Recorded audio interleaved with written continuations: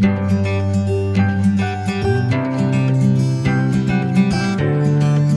हम बनाने वाले हैं जैन चातुर्मा स्पेशल लविंग यानी लौंग का पानी, वरियाली का पानी और गुड़ का पानी।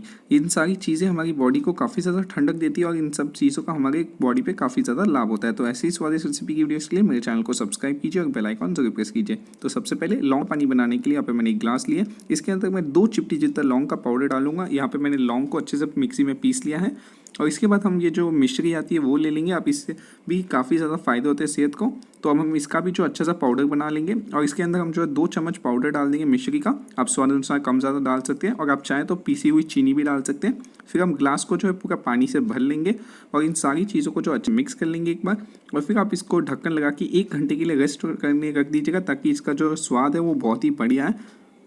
वरियाली यानी सौंफ का पानी बनाने के लिए यहाँ पे मैंने एक दूसरी ग्लास ली, इसके अंदर मैं 1 चम्मच वरियाली यानी सौंफ का पाउडर बना के डाल दूंगा। फिर हम इसके अंदर 1.5 चम्मच जो मिश्री का पाउडर है वो डालेंगे। आप चाहें तो स्वाद अनुसार कम ज़्यादा डाल सकते हैं या चीनी का पाउडर भी यूज़ कर सकते हैं।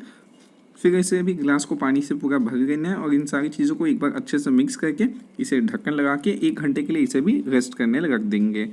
और फिर जो है हम गुड़ का पानी बनाने की यहाँ पे मैंने दूसरी ग्लास ली, इसके अंदर यहाँ पे देख सकते हैं मैंने एकदम बारीक कटे हुए गुड़ ले लिया है। इसे मैं 2 चम्मच डाल दूंगा इस ग्लास के अंदर, देख सकते हैं बिल्कुल इसी तरीके से।